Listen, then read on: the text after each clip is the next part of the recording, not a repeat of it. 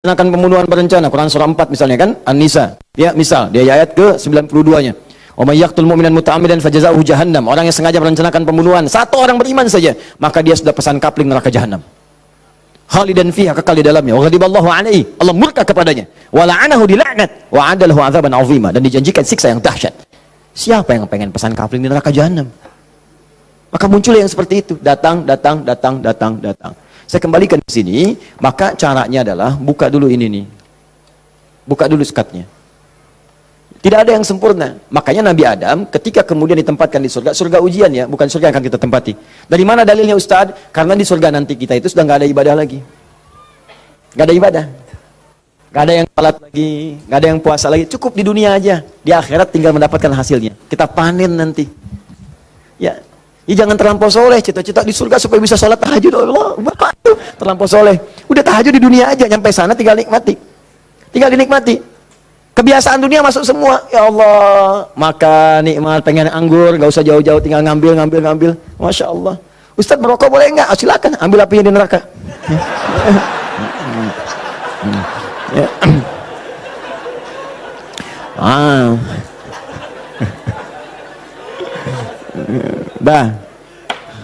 Jadi Allahu Akbar, Allah astagfirullah. Jadi teman-teman sekalian, ke situ kemudian turun ke bumi, jadi ujian.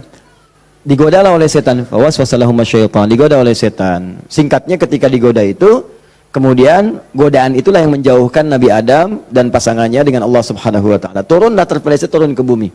Singkatnya jadi pelajaran itu. Perhatikan baik-baik. Ini yang mau saya sampaikan. Ketika Nabi Adam, padahal beliau Nabi, sifat Nabi itu maksum. Kenapa diperkenankan oleh Allah berbuat salah pada saat itu dengan sifat kemanusiaannya? Padahal beliau Nabi. Awas, hati-hati. Ternyata bukan karena sifat kenabiannya, tapi sebagai contoh bagi anak cucunya yang bukan Nabi, yang tidak punya sifat maksum. Jadi kalau nggak diberikan contoh begitu, tidak ada jalan bagi kita bagaimana cara mengembalikannya. Makanya dibuat kisah dalam Al-Quran itu, disampaikan, bukan dibuat kisah, kisahnya ada, disampaikan ke kita. Diberitakan, ini dulu Adam dengan sifat kemanusiaannya salah. Padahal dia Nabi, maksum, bisa dijaga oleh Allah. Kenapa diperkenankan salah? Untuk menunjukkan ibrah, pesan kepada kita, kalau salah, begini cara kembalinya. Maka ketika berbuat keliru itulah diturunkan kalimat pertamanya, untuk mengangkat sekat ini. Jadi kalau nggak pernah diangkat, ini hubungan dengan Allah itu tersekat. Diangkat sekat ini, apa yang diturunkan pertama kali? Kalimat untuk mengembalikan kepada yang jernih. Asal jernih begini, ditutup begini, dikembalikan lagi. Sesuatu yang dikembalikan ke awal dengan cara yang baik disebut dengan tabayatubu. Sifatnya disebut dengan taubah. Awas. Hati-hati. Maka Allah turunkan kalimat pertama ketika turun ke muka bumi. Kalimat pertamanya, Quran surah kedua ayat 37. Fatalaqa Adamu min Rabbihi kalimatin fataba alaih. Maka Allah turunkan kalimat taubat. Taubat itu maksudnya kembali kepada jalan yang baik. Tadi tersekat, buang sekatnya, balikin lagi ke awal. Ya. Fataba alaih, maka diterimalah jalan kembalinya itu. Kalau sudah balik lagi silahkan, pengen apa aja diberikan. Minta. Maka apa kalimat tobat yang pertama kali itu? Disebutkanlah di Quran surah ke-7 tadi, ayat 23.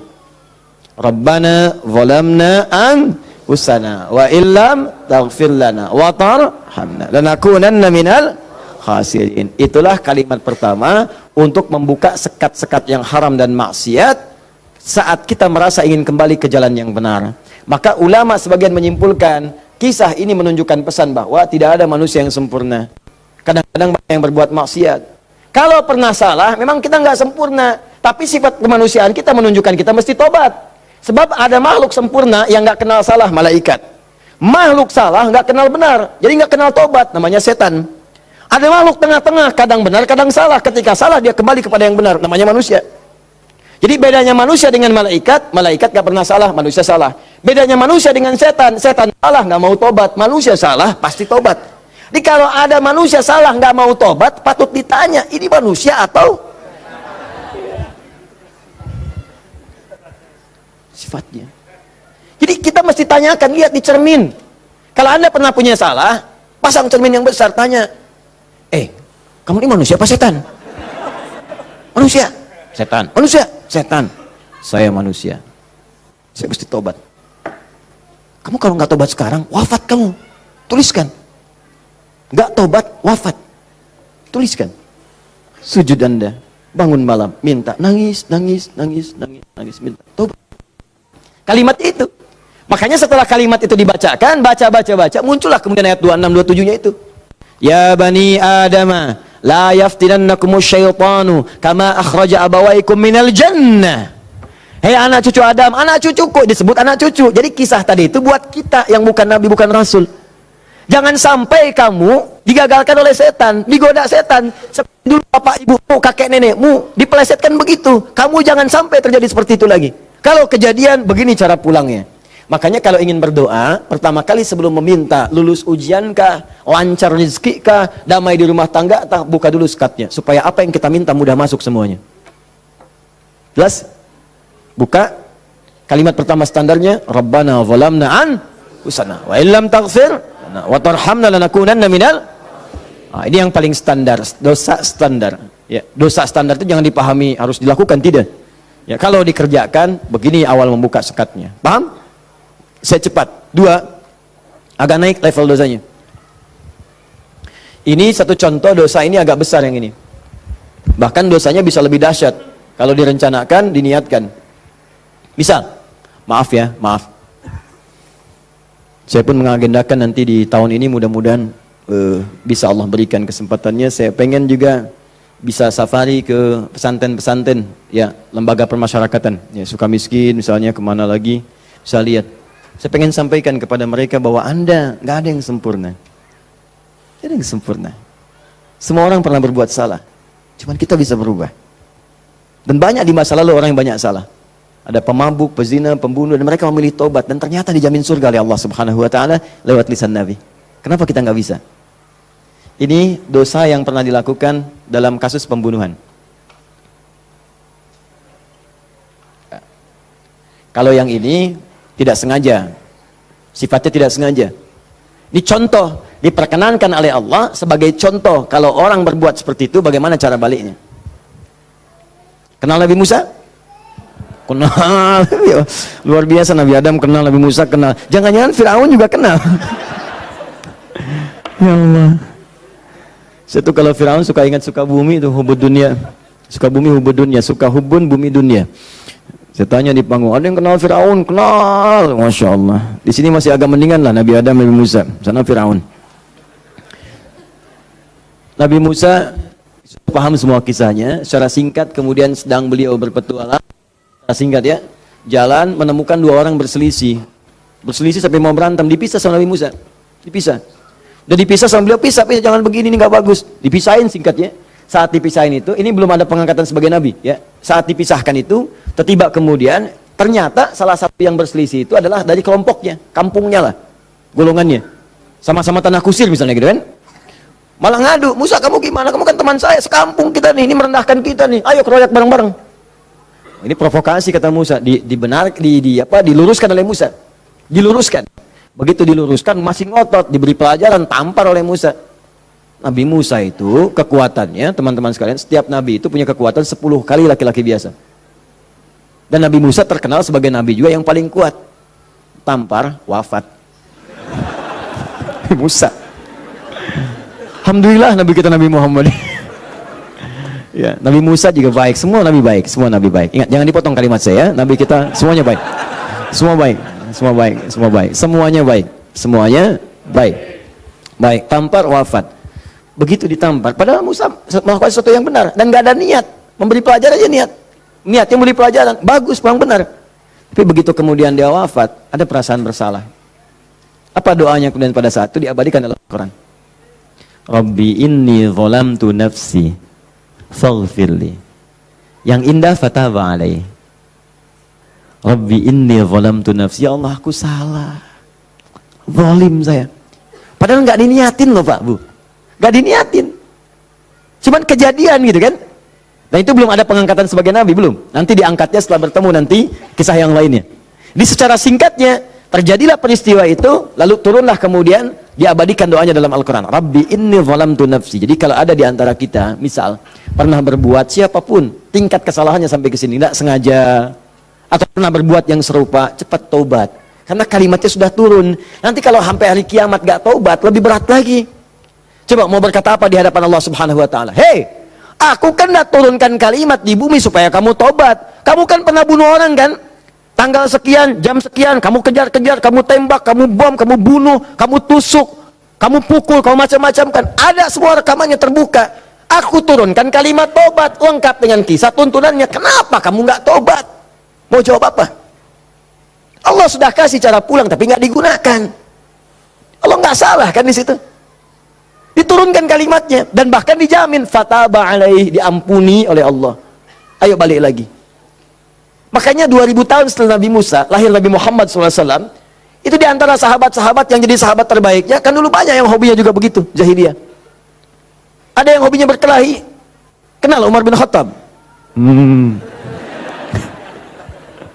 Umar bin Khattab radhiyallahu ta'ala anhu luar biasa, tegas, kekar. Wah, senang duel sebelum masuk Islam. Siapa yang berani dengan saya? Ayo naik ke bukit itu, Jabal Qubais ditunjuk, bukit paling favorit. Naik ke sana, yang sekarang ada istana raja di situ. Ya di samping Zam-Zam itu. Naik. Sebelum berduel dengan saya, pamit dulu pada ibu yang telah melahirkannya karena dia akan pulang tanpa nama. Umar, Allahu Akbar. Apa yang terjadi? Masuk Islam halus. Toha tersentuh, masuk Islam. Lalu kasarnya berubah menjadi tegas, dipakai melindungi Nabi SAW, dipakai menegakkan syariat dengan baik. Kehalusannya muncul, sampai datang tengok orang jadi khalifah, perhatikan orang, luar biasa. Tegasnya muncul. Ya, waktu Abdullah bin Ubay bin Salul itu, seorang munafik, kalau sholat di belakang Nabi, saf paling depan. Tapi begitu bubar, provokator paling pertama Abdullah bin Ubay bin Salul. Begitu keluar, Muhammad nih SAW. Mecah belah kita aja. Datang ke sini pengen jadi pemimpin. Dia punya masjid sini, kita bikin masjid yang lain. Bikin dilar. Selalu dipecah. Orang dah siap-siap perang Uhud, di pertengahan jalan diprovokasi. Balik aja balik. Pasukan musuh lebih kuat. Ayo balik-balik. Sepertiga berputar desersi. Anda bayangkan.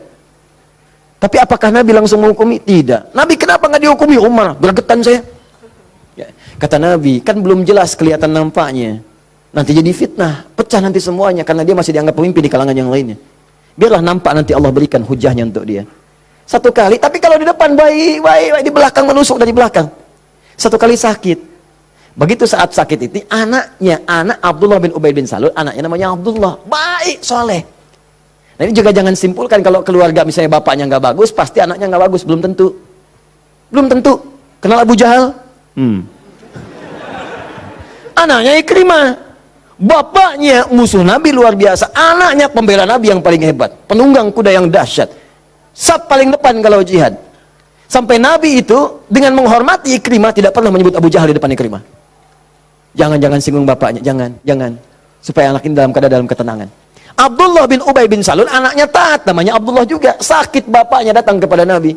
Ya Rasulullah, bapak sakit, kata Nabi, yang berikan ini, kasih air, berangkat pulang sana. Katakan dari Nabi. Datang senang pulang. Ya abadi, papa ini dari Nabi. Apa sih Muhammad? Lempar, habis. Sampai sekarat disampaikan, datanglah Nabi ke rumahnya. Tapi nanti saat turun surat Taubah itu untuk dilarang menyolatkan. Begitu datang ke tempatnya, apa yang dikatakan? Manjanya luar biasa. Ya Rasulullah, itu di depan Abu Bakar, ada Umar dan yang lain-lain. Ya Rasulullah, biarkan aku wafat dengan mengenakan jubah terluarmu. Apa kata Umar?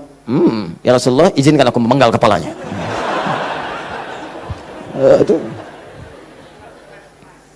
Cuman jubah aja kok, pakai aja. Dia meninggal. Itu Abdullah bin Ubay bin Salul. Hidupnya begitu meresahkan, wafatnya begitu kolokan. Ya. Tapi habis. Jadi yang pertama itu, coba, udahlah, banyak yang tobat. Umar jadi bagus. Tukang begal, Jundub bin Junadah. Wah, sekampung begal tobat. Jadi dai, sekampung jadi soleh semua. Saking dahsyatnya, kampung itu dikenal di kemudian hari. Namanya Ghifar. Sampai dikenal dengan Abu Dzar al-Ghifari. Sampai Al-Imam An-Nawawi mengutip hadisnya di Al-Arba'in itu nomor hadis 18. Ya, Jundub bin Junadah. An Mu'adz bin Jabal wa Jundub bin Junadah radhiyallahu ta'ala anhuma qala Rasulullah sallallahu alaihi wasallam, ya, ittaqillaha haitsu ma kunta wa atbiz sayyi'atil hasanata tamhuha. Ainal hadis? Mana hadis? Mana Qur'annya? Apa yang antum kerjakan tiap hari? Ngitung lagi. Mana bakal antum tuh pulang? Minimal sehari satu hadis. Ambil, walaupun nggak hafal hadis kan nggak mesti hafal, baca hadisnya, lihat terjemahannya, amalkan isinya. Buka konsepnya. 57 hadis, kitab iman. Tiap hari baca satu. Antum pebisnis, keluarkan hadis-hadis bisnis. Tiap hari satu. Kalau Al-Quran hafalkan. Satu hari, satu ayat, satu ayat. Tak apa-apa. Pulang punya hujah di hadapan Allah. Ini tiap hari ngitung-ngitung dunia. Wafat tinggal semua. Apa yang mau antum ambil? Berharap surga lagi. Takutlah kepada Allah. Mulai yang baik. Jundub bin Junada taubat, dikenal dengan Abu Dzar Al-Ghifari. Puncaknya, mungkin ada orang pernah juga lebih daripada ini. Dia berzina, dia mabuk, dia macam-macam. Pokoknya mengoleksi dosa lah.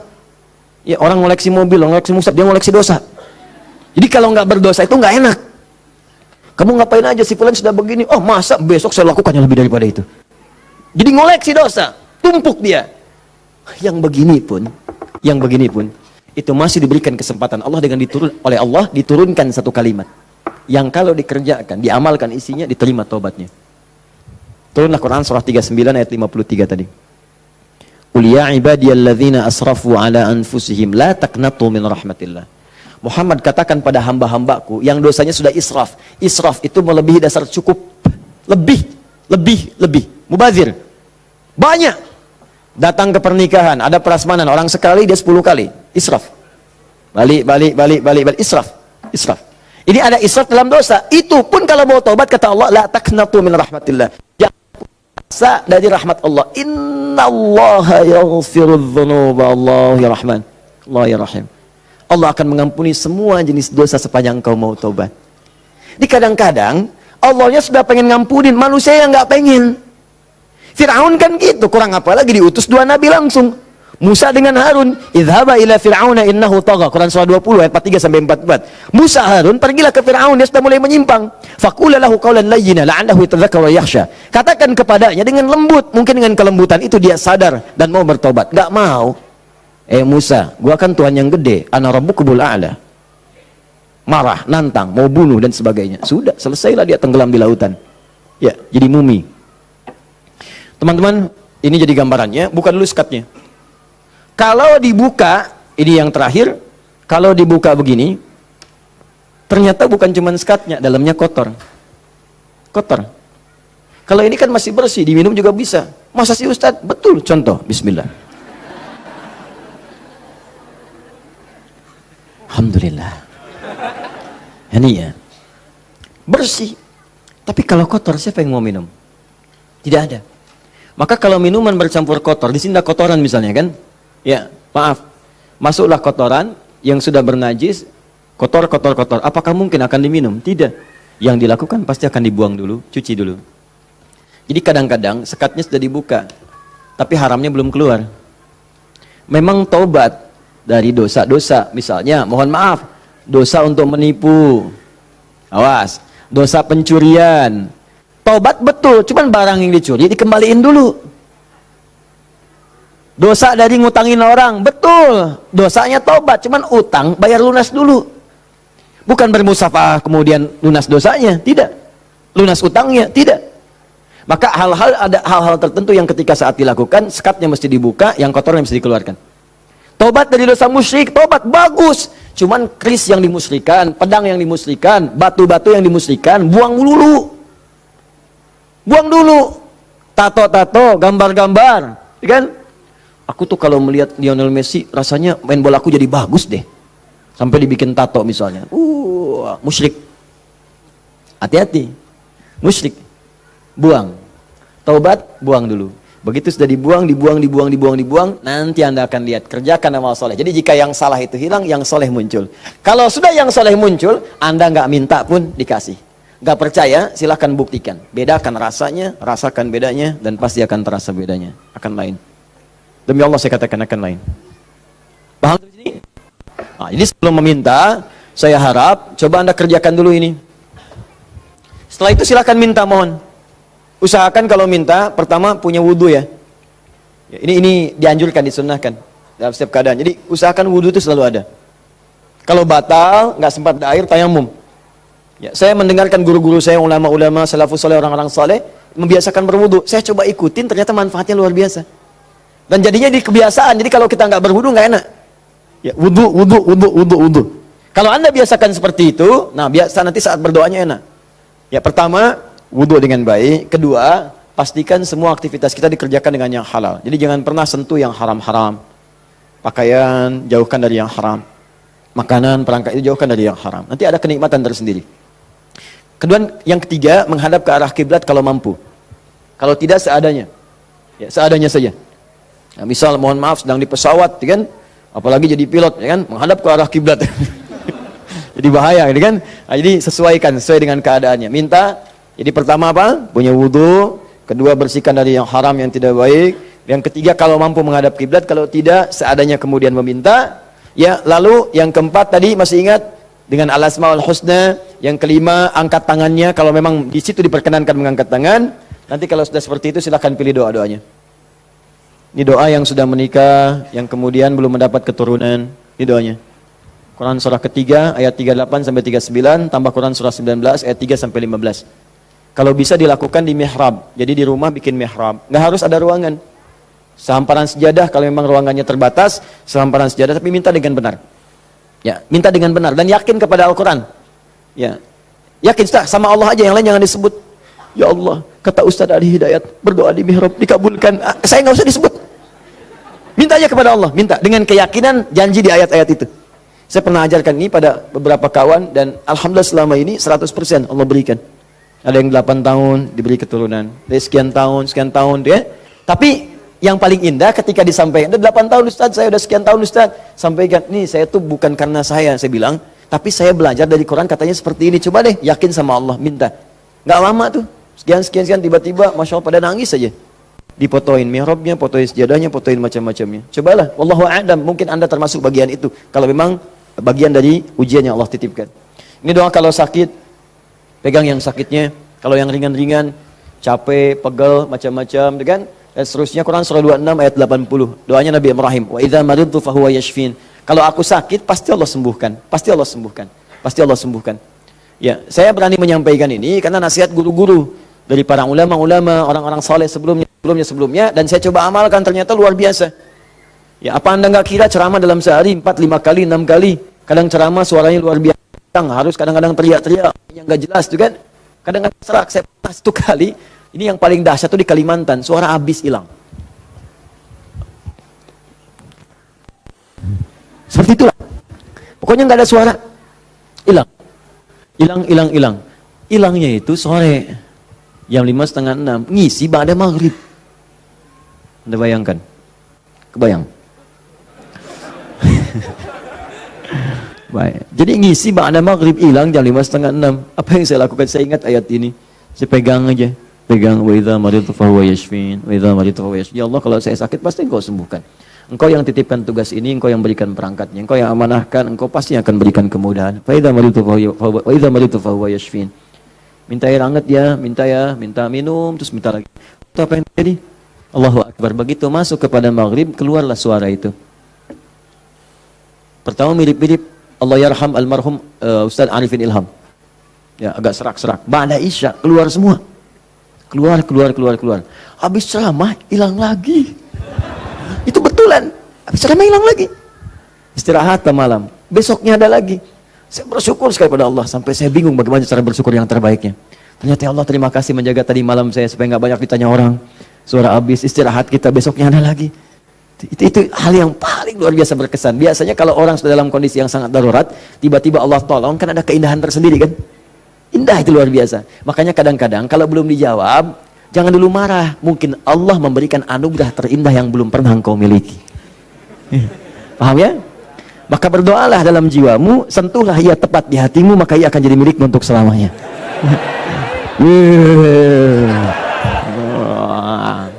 Catat. Nah, kalau penyakitnya parah, kata dokter nggak bisa, yang ini Quran surah 21 83 sampai 84. Ini sering saya sampaikan. Kalau umum, semua umum pengen baik-baik umum, ya inilah yang tadi kata antum sapu jagat ya.